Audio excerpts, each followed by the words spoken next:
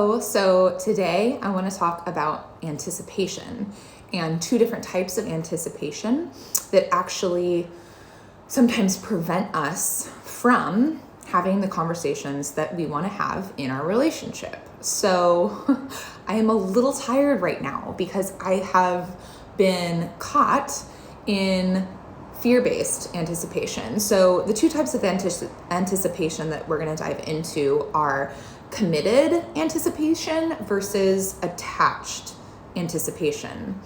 And I'm just going to kind of go through that distinction so you can start to see like where you lie and how this affects your life and how is it affecting your relationship and willingness to have difficult conversations, because difficult conversations with our significant other or a family member or a friend or whoever it may be are tricky, right? And so sometimes we get up in here anticipating the conversation before it even happens. We don't even give it a chance to happen, but we're caught in the fear-based attached anticipation. And for me, what I've realized is that when I am in attached anticipation, I'm not sleeping, I'm overthinking, I'm like, it's like my brain has been hijacked.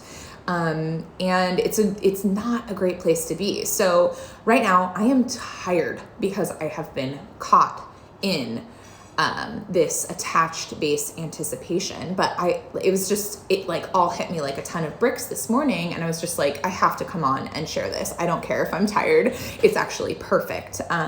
Because I'm like in it right now. I'm actually coming out of it. So it's been like 2 weeks of anticipating. And for me, it hasn't been a conversation. But I, of course, want to always relate it back to relationships and communication. But for me, the anticipation has been around a living situation. So just not knowing, what's next, sitting in kind of like the fear and the anticipation of the unknown. So yeah, this applies to all areas of life. But yeah, specifically, I'm going to ask that I want you to look at what are you anticipating right now in the next, phase of your relationship, in the next day of your relationship. What is that for you? So I'm going to now kind of break down these two different types of anticipation and what they look like, so you can also start catching yourself if you are caught in it. And you will know, you'll know that you're in attached, fear-based, unhealthy anticipation because you won't be sleeping, just like I have not been sleeping the last literally like week and a half probably.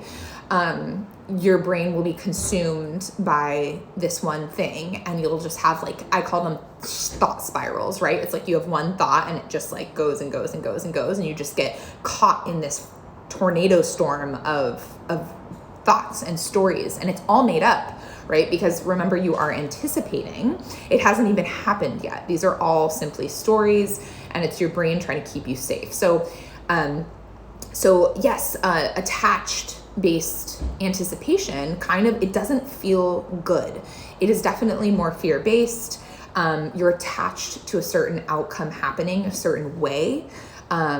It's really like I'm kind of building and expanding on this, the distinction of commitment versus attachment. Like, what do those two worlds look like?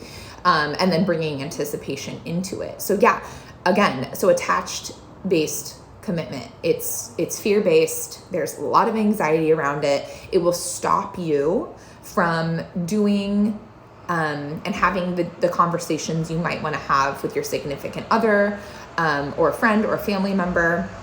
It'll keep you stopped. And side effects are like not sleeping, anxiety, overwhelm, all these things, right? Now, on the other side of that, a more healthy version of anticipation, because anticipation is not bad. It actually really, truly does serve a purpose in our lives. That's why it's part of who we are as humans.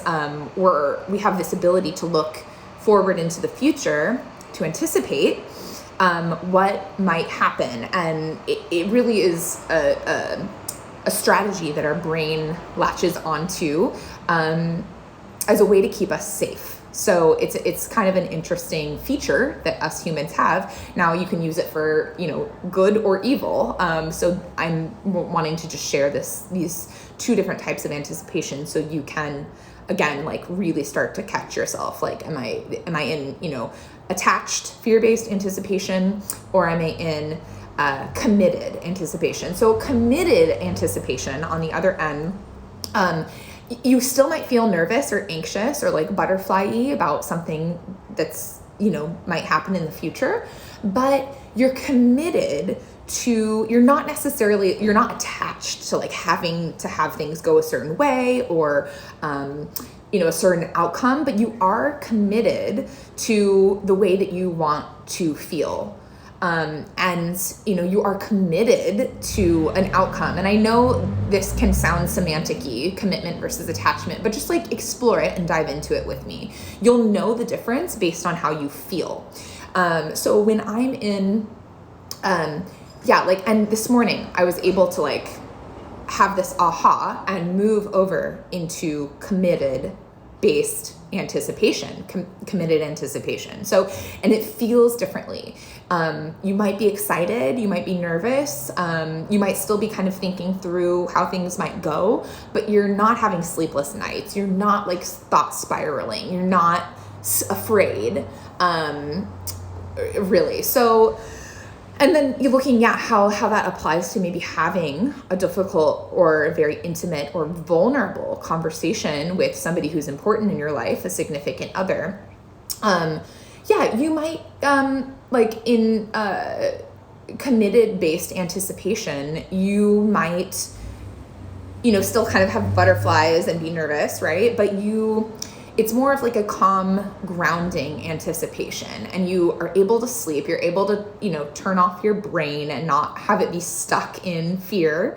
And, you might be able to journal or like take a step back. You have the ability, like you can watch yourself think. That's when you even notice that you're like stuck maybe in attached anticipation. That is the first step to moving into committed anticipation, which is not fear-based anticipation. It's like a healthier, more grounded, calm type of anticipation. So the other thing is that I was looking at what is the definition of anticipation, and there's so many different things that both sound positive and negative. And basically, to sum it up, anticipation in general is just like thinking about something before it happens, like almost like making the plan before it happens, which can be helpful sometimes, but a lot of times for us just normal humans, it sometimes is not helpful. Like it's not been helpful for me not sleeping the last week and a half, right? So it's like when you don't feel good and your body isn't doing what it normally should do, you're probably in attached anticipation and kind of caught in that. So looking at some of these other definitions. And this I'm going to speak to attached anticipation, like looking at kind of like that not so healthy version of anticipation. So to pay a debt before it's due, to use something up before you actually have it. That was an interesting one. It's like you're expending all this energy, all this brain energy. For me, all night long, that's when my brain turns on and I just think, this option, what if this happens? What if that doesn't happen? Like, what if, right? Like, so I'm using something up before I even have it. It's like, I thought of that. It's just like, I'm expending all this energy and nothing has even happened yet. Like everything's fine. Everything's great. Literally nothing has happened and I'm exhausted. That is attached based anticipation for you right there. And then, like this idea that you're basically like living in the future and you're trying to like solve all these things and plan it all out very strategically. And, like before you even give it a chance to happen. So when we're looking at our relationships and maybe having a difficult or vulnerable conversation with somebody, like sharing our truth, speaking up and saying like, hey, like that didn't work for me. Like maybe I pretended like it did in the moment, but that actually hurt, or that didn't work, or speaking up and making a request of somebody, even if you feel like it's like ridiculous, but maybe it's something you need, and that is okay. Like whatever you're feeling is valid. And so you don't have to like explain away how you're feeling, but it is important to be able to share that with your partner in a safe conversation space, right? So it's very normal, like when you're thinking about having a conversation or saying somebody, it's very normal. I'll finish this up. But yeah, just looking at, how like we live so much in the future, and that causes so much anxiety and overwhelm. And it actually truly is attached anticipation. But what I'm hopping on here to share with you guys is that there is another option. It's committed anticipation. It feels so much better. It feels so much better. And you're actually able to have the awareness, like that literally step one. That's all I want you to recognize, is that start to recognize, are you caught in attached anticipation? Are you caught in those crazy thought loops and thought spirals and stories and bullshit that isn't even real yet? Is it preventing you from having an important conversation with your partner? Or like usually that's human beings' default mode. Unless it's like an event that you're it's like that excited, like for like a little kid on Christmas Eve, right? Like so excited for Christmas morning. That is healthy anticipation. The little kid is thinking about Christmas morning and what it would be like, and Santa Claus is coming.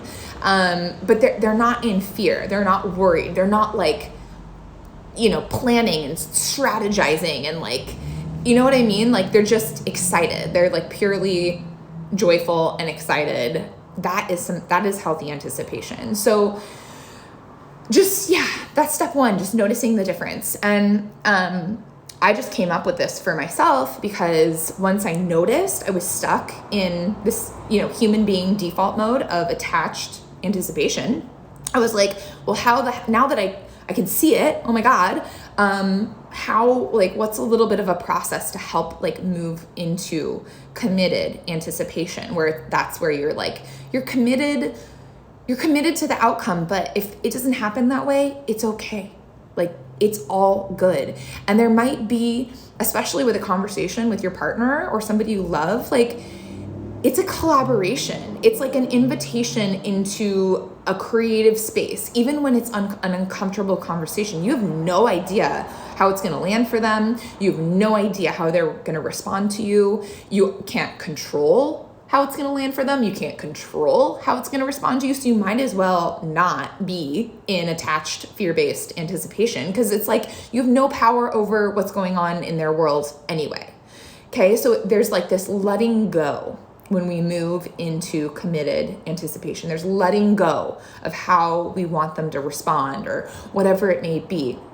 It's much more in flow. Like it's really also a distinction between like masculine and feminine energy, if you want to think about it that way. Like when we're in committed anticipation, we are able to be creative and collaborative and open to new possibilities that might not otherwise be possible when we're stuck in attached anticipation, which is like very masculine, like forceful energy. Like I'm planning this out. It's got to go this way. I'm going to say that. Then they're going to say that. And they're going to say that. And they're probably going to react this way. Like when we're also already planning out in our minds and we think we know how the other person is going to respond or react, you're in attached AF anticipation, because we have no idea. That is actually that is a huge problem in relationship, especially long-term relationship. It's actually really funny. Like we think we know our partner. We think we know how, they do things this way, or they're this way, or they're that way. We give them all these labels, right? It's easier on our brain. That's why we do it. But it is really funny. There was actually a study done on this, examining like who, like we think we know our partner, but we actually don't. It's like we've made up in our minds who they are, or especially in long-term relationships, like whoever they were, And for those of you just joining, I'm talking about anticipation and the difference between committed anticipation and attached anticipation. One is fear-based, one is peace of mind based, and just how that affects how we have conversations with our significant others. But yeah, so back to this study on, how we think we know our partner, especially in long-term relationships. And so, yeah, if you're caught up in like, well, I'm not going to ask for that, or I'm not going to give that feedback, I'm not going to make that request, whatever it is that you're afraid to say to your partner, because you're like, well, they're just going to react this way. They're just going to, they're just going to get mad. They're just going to shut down. They're just going to walk away. Whatever you think, like if you think you know how they're going to react, that's a little bit of a red flag to just get curious about, because we don't know how they're going to react. And it's not fair to base past conversations or past interactions with your partner. It's not like fair to project that into the future. Like we have to give our significant others and people we love an opportunity to show up powerfully. And that's where you do have some control when it does come to communication. And I do have a style and approach to communication called connected communication. And so that's where we look at, what are you saying to yourself first? What's the conversation in here? And then we take the conversation outside and look at like how you're interacting and speaking with your partner. And there are 3 components to connected communication: energy, actions, and words. Okay. So we're taking like a holistic approach to communication in relationships. So that's another thing where you can use that methodology. You can use connected communication, which is literally a brand new way of connecting, of speaking, of getting your needs met and feeling seen and heard in relationship.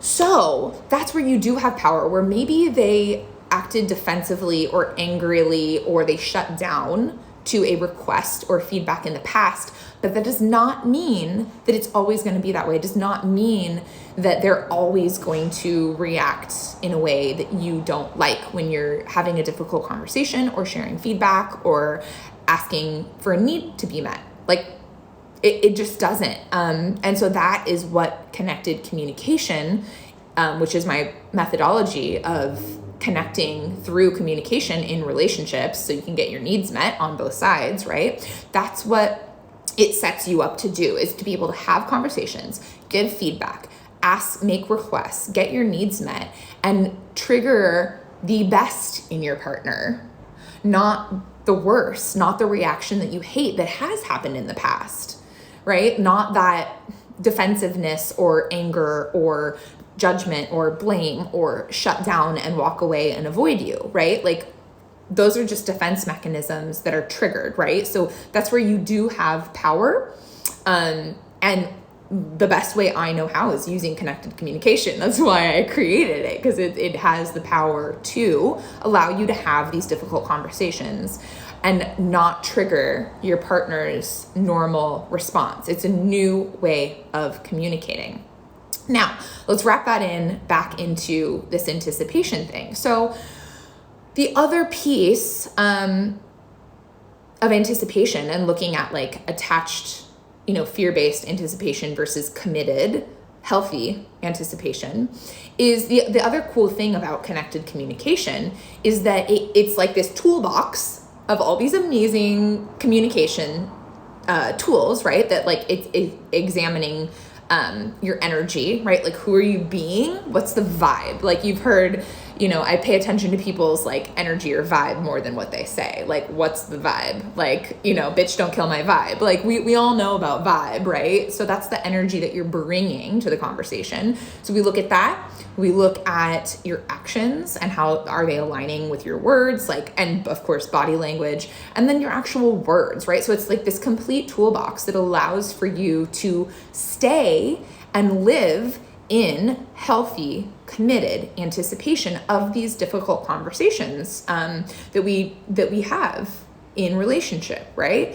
Now, I found that the more that I use connected communication and the toolbox, the more, especially in relationship, and I use this with significant others, family members, friends, business partners, like it can be applied to anything, because our life is relationship and our life is communication. Like that is the core of like human being and in the world, right? Like that's how we get shit done, is through communication and relationship. So I'm combining those two things in connected communication. So when you have that toolbox in your back pocket, you can show up with healthy, committed anticipation, where you're like, I'm not afraid that they're going to freak out at me for asking or giving this feedback, because I know I have this amazing toolbox that is going to allow me to, trigger the response and, reaction that I do want in my partner, which is collaboration, love, understanding, listening, hearing you, seeing you, right? Like that's what we want. We don't want the fear-based defensive shit, right? Like that's what we're trying to avoid. And that's where we get caught in attached anticipation, because that's what's happened in the past. So I'm going to sum this up, but basically, again, just to kind of reiterate, like I have been caught in attached based, fear-based anticipation, which is why I haven't been sleeping the last week and a half, like the fear of the unknown. And I was able to move into committed anticipation just by having awareness to my thoughts and awareness of what's going on in my body, awareness to, just all it is awareness. That's like literally the first step. If you can step up and show up and recognize and start to like watch yourself think and be like, oh shit, I'm caught in attached anticipation. Like I'm not sleeping, I'm overthinking, I have anxiety, I'm putting off having this conversation with this person, I'm afraid to share my truth with my partner. Like if you're in any of that kind of fear-based stuff, you're definitely in attached anticipation. So yeah, like just noticing, that's all I want you guys to do, is just like have, is that first piece of just noticing, wow, like I'm, need to have this conversation or share this feedback with my partner. Okay, I see now that I am in attached, fear-based anticipation. This isn't good. This isn't healthy. This is going to prevent me from ever sharing my truth or giving that feedback to this person that I love and want to have an amazing relationship with. So yeah, and then just start with that and then look at like, wow, okay. And I wrote down a few questions that have helped me, like when I'm in kind of that thought spiral, like especially when it comes to having a conversation with somebody in relationship. So question number 1 is, what is it that you're anticipating? Is it a certain conversation with your partner? Is it giving feedback? Is it, asking them to do something differently around the house? Is it asking them to help out more around the house? Is it that you want to have more sex? Like, what is that? Like, is it a conversation? Is it an event? Like, what is it? What are you anticipating? Plain and simple. And then, or like even like a trip, like we anticipate, it's a very natural human condition, but if you're caught up in it and there's anxiety around it, you're going to want to go through this. So what are you anticipating? Question number 2 is, what are you afraid might happen? Like, what's the worst case scenario might happen? Now, so say it's a conversation with your significant other and they have been leaving their crap all around the house and you're freaking tired of it, right? So, you're anticipating having a conversation to make a request to clean up, around the house, or help out more around the house, whatever it is, right? What are you afraid might happen? Well, if in the past they've gotten angry or defensive when you've made a request like that, you're probably afraid that your, request and feedback is going to land badly and you're going to be met with anger and defensiveness. And then they probably won't follow through with your request. So what are you afraid might happen? And then the next question is like, well, what's the best case scenario? Like, what's the possibility here? Like, if I do speak my truth, if I do share that feedback, if I do make that request, what's the best case scenario? What could happen? Because when we set ourselves up for that possibility and just be like, wow, what if they didn't act defensively or angrily or shut down? What if they did really listen and understand and like want to meet that need? And there's like a willingness to like collaborate and co-create with your partner on meeting each other's needs. It's a two-way street, right? So what are you anticipating? What's the worst? What are you afraid of? What's the worst thing that could happen? What's the best thing that can happen? And then here's the kicker, is actually plan to have that conversation.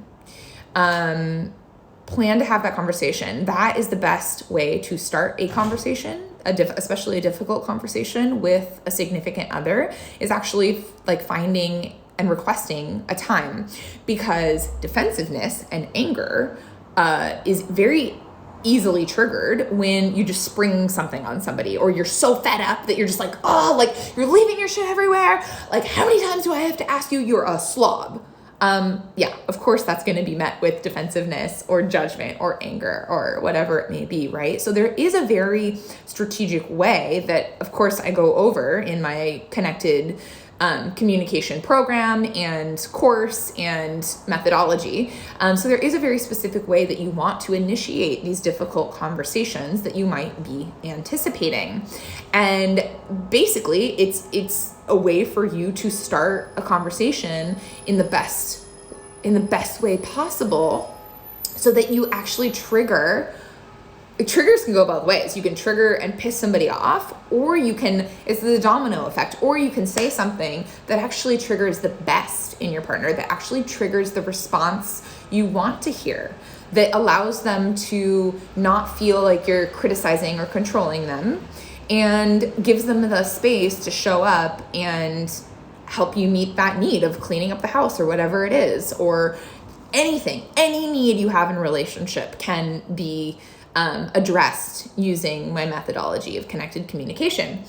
So yeah, that's pretty much it. Like, anticipation is a beast sometimes, and it's a very normal thing, but there are two forms of it. And the attached form of anticipation doesn't feel good. It's not good for our bodies. It's not good for our brains. It keeps us up at night. It fucking sucks. Like, oh my gosh, I'm only seeming energetic right now because I love talking about this stuff and sharing this stuff with you guys, but I'm actually exhausted because I've been stuck in this freaking fear-based anticipation of what's next in my life. Where am I and for me, it's a living situation anticipation, like, because I have a few different options that have been playing out in my mind. So, just start to notice this stuff. And also another question to ask yourself is, what am I anticipating? Like, what needs to be said? What needs to be said or presenced in my relationship right now that I'm not saying, that I'm withholding, shoving under the rug, not having that conversation? Because then once you start to consider like, oh wow, maybe I should share my truth or speak my truth, you're going to start to anticipate what that conversation is going to be like with your partner. Well, what if they say this? And what if they do that? And what if they dump me? And what if they leave me? And what if I'm too much? And what if I'm not enough, right? Like, this is the crazy shit that goes on in our head. Before anything even happens. Like, that's the problem. That is the biggest problem with anticipation, is we make up bullshit stories that are not true about how something's going to go. And then we're just like, you know what? That's too risky. That's too much. That's too vulnerable. Like, they might leave me. They might reject me. They might shut me down. They might get angry at me, right? And then we don't even have the conversation that we really need to have that would allow for you to like reconnect deeply. Or if you're already feeling connected to your partner, to like deepen that connection through intimacy, through vulnerability, through these difficult conversations. So don't let fear-based anticipation stop you from speaking your truth, getting your needs met, sharing, vulnerably and openly with your partner, like what works for you, what doesn't, what makes you feel good, what makes you feel bad, like how do you want to be loved, how do you want to be listened to, one for me was, and this was actually with my mom, like I'd be sharing something that was kind of like intimate and vulnerable, and she'd be like running around the house, like cleaning, doing errand, like whatever, right? Like not, and she was listening. She heard every word, but I didn't feel her presence. So that was a conversation for me that I had to have. And then I'm like anticipating, like, what's she going to say? Is she going to take offense to this? Like, whatever, right? But like, I had the conversation and said, hey, you know, like it really would mean the world to me, and it'd make me feel more connected to you when I'm talking if you would just sit and listen and give me your full attention and full presence, you know? And she did meet me with like, well, no, I hear everything. I can multitask. And I'm like, yeah, but it's not about that. I know you can hear everything, but it's about how your actions are making me feel. And she really got that. She was like, oh, wow. Like, I didn't know I was having that effect on you. Thank you so much for sharing. And guess fucking what? Anytime I'm sharing something that is important, like, first of all, I let her know. I'm like, hey, this might be a sit down conversation. You know, you might want to stop doing the dishes or whatever the heck she's doing, right? So I let her know, like, hey, this is, you know, one of those shares, even if it's a 2-minute share, like, you know, would you stop and listen for a moment? And she does. Like, all we have to do is just ask. We just have to ask for what we want and tell people. That's the intimacy piece, right? Into me, you see. So if you don't let your partner know how things are affecting you or making you feel, they're not mind readers. Like, we think that's another pitfall that we get into in a relationship. We think they should be able to read between the lines. They should be able to know, like, clearly I'm not happy right now, right? But like, they don't know exactly why you're not happy. And they don't know what that like real impact is. Like, what is like the bodily function? Like when you are running around, you know, in the kitchen doing a million things and I'm trying to talk to you, I feel tight in my chest. I feel heated and red in my face. I feel, you know, the stories like past childhood wounding comes up, like I'm not good enough. I'm not important enough for you to stop and listen to me. And when you actually can let your partner in on your experience of what's happening in your body and your system and your brain, whether it's all valid. It's just, it's not real, some of it, right? Like I'm not enough. Like if they're not paying attention to you while you're speaking or sharing, not giving you full presence, like the most common story that we have that we pick up from childhood usually is like, I'm not enough. I'm not good enough. Like I'm not worthy of being listened to fully. Now, all those feelings are completely real and completely valid, but the story is not, because you were born enough. And I know it's easier said than done, but like you are enough. But we get caught in that story of like, oh, well, they're not giving me their full presence. They must not really love me. I'm just not good. I'm not worth it, you know?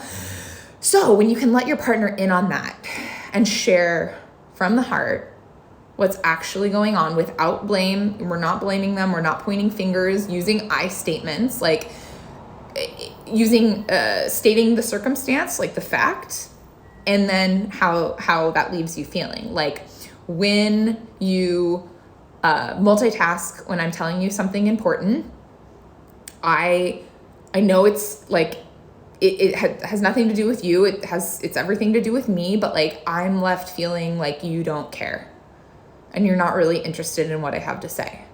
And I feel sad. You know, it makes me feel sad that like, cause usually it's like disrespect comes in. I feel disrespected, right? But like what's under that? It's like, I feel sad. I feel like I'm not enough for you to stop and listen to me. Now, can you imagine if you actually shared something like that from the heart with your significant other? And it's like, you're disrespect, you know, it's like there's two ways of sharing things. And that's where my approach of connected communication comes into play, is that there's two different ways to go about sharing the same exact feedback or making the same exact request to get your needs met. One of them is effective most of the time. The other is not, right? So it's the difference between disconnected communication and connected communication. That is what allows you to get your needs met, have these difficult conversations without freaking out and being caught in the fear-based anticipation.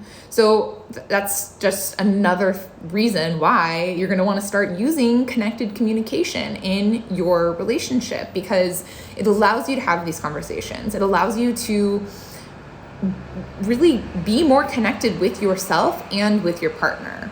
So the deeper you can kind of start to understand yourself and observe your thought processes and observe your stories and tune into how you feel, then you can share that with your partner.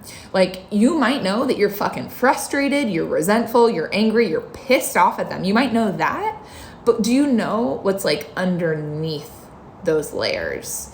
And do you know how to share what's underneath those layers of anger and resentment with your partner in an effective way that will allow them to step up and have the true desire to meet your needs? And figure out like, how, oh my God, like I really didn't know that I was having that effect on you. Like, how can I help? What can I do? That's what connected communication allows for. If any of you here live have any questions, I'm happy to answer. I do have, of course, my course on connected communication. It's a 6-week coaching program. And then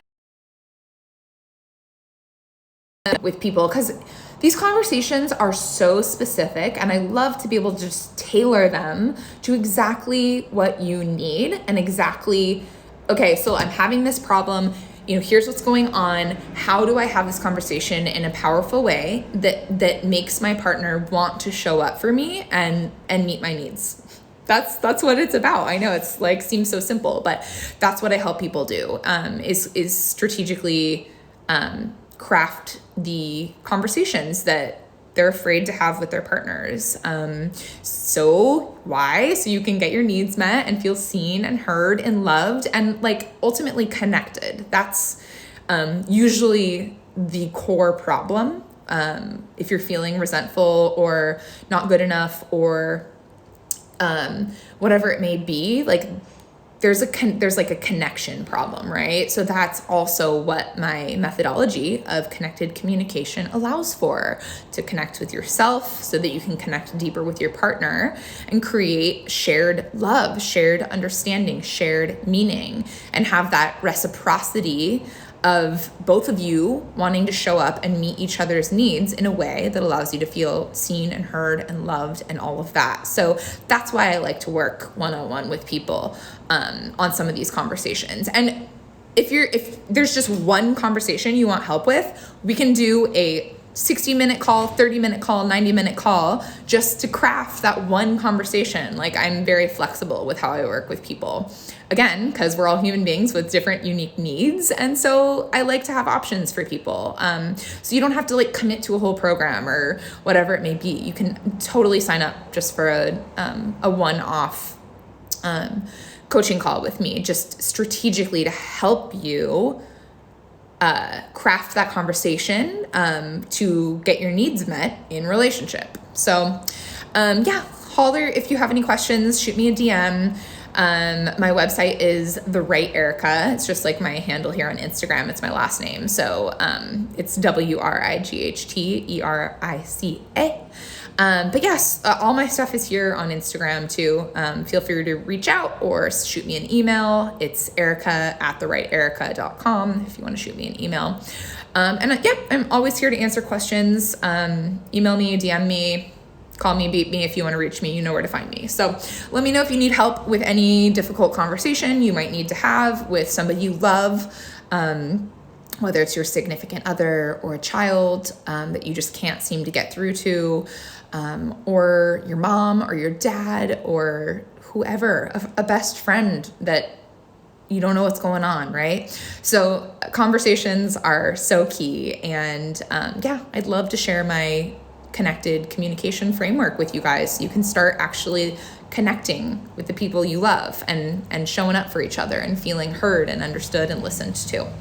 Okay, love you guys. Thanks for showing up, and you know where to find me. Have a good day. Bye.